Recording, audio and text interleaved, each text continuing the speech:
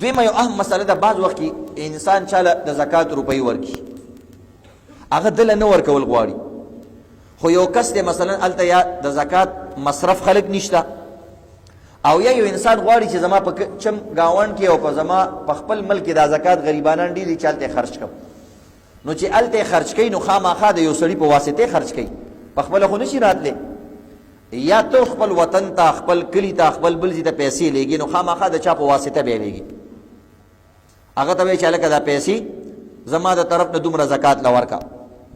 نو دې کې عزتمندو بعضې کسان د دې تپوس کوي، یا کوم کس چې ته وکیل جوړ کړي دې ته وایي وکیل، یو خوا تور کوټ والا وکیلي کوي هغې ته هم وکیل وایي ځکه ستا په ځای کار کوي. وکیل مطلب دی چې ستا په ځای باندې ستا کار څوک کوي هغې ته وایي وکیل، او دا څوک چې جوړوي دې ته وایي موکل. وکیل جوړونکی سړی مالک. نو هغه ته تا وویل چې دا زکات چاله ورکه، نو زمونږ خلک خو لالچیاني، بس دی ویل که زه خو خپل هم غریب یم، نو بس ځان له ټول بعضې پکې ټول ځان له کېږي ځکه موږ نه دا خلک مسالو تپوسونه کوي. بعض وخت خلک وایي دا ملا صاحب د خلکو غیبت کوي، خلک یادوي فلانې ډیګرې، نه موږ سره موږ نه باقاعده خلک تپوسونه کوي چې داسې داسې دی که نه دی، نو موږ ته په خپله پته ولګي چې داسې دا کارونه کېږي. نو بهرحال بعضې کسان ټولې پیسې خپل جب کې کېدي، نو دا یاد لرئ که هغه ورته دا ویلي چې زما دا پیسې چې چاله دې خوښوي هغه لی ورکه، نو په دې صورت کې که دا سړی غریب هم دی دا پیسې خپلې جب کې نشي اچولی، ځکه دا ورته بل کس چې چاله دې خوښوي هغه لی ورکه، نو ته به یې ورکې، نو چې دا جب کې واچولې دا خو دې ور نه کړې.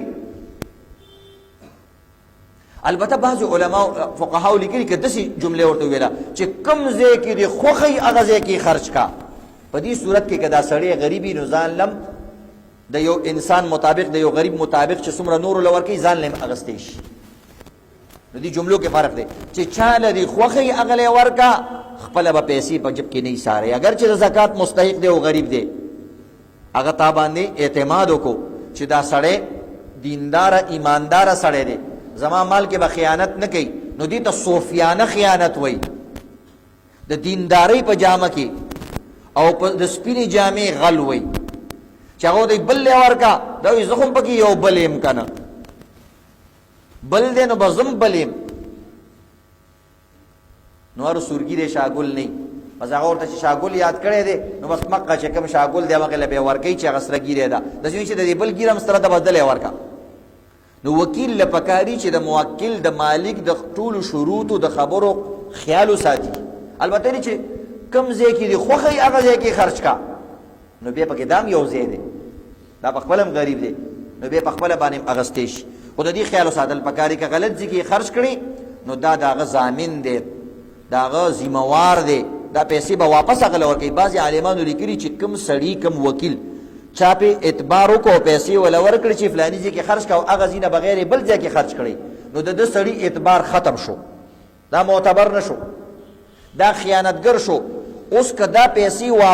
نورې د جب نه راواملي او هغه کس لی ورکوي وي بیا هم نه ادا کېږي، ځکه دا معتبر نه شو. اوس به دا پیسې واپس د خپل جب نه رالي او هغه مالک له به واپس ورکوي، چر سبانه باندې ورکوي. بعض عالمان وایي چې زه نه خیر دی که واپس یې د خپل جب نه پیسې راواغستی او د هغه د شرایطو مطابق بیا ورکړي، نو د ګنجایش پکې شته ادا کېږي.